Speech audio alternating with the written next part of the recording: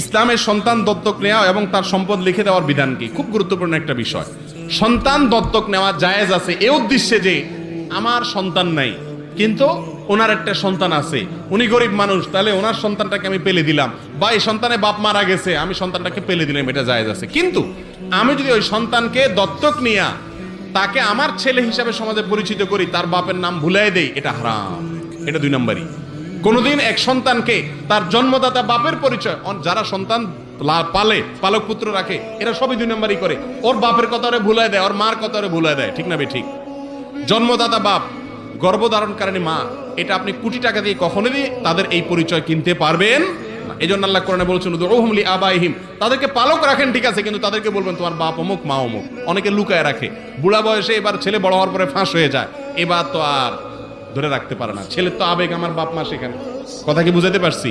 এই জন্য দত্তক নেওয়া না যায়।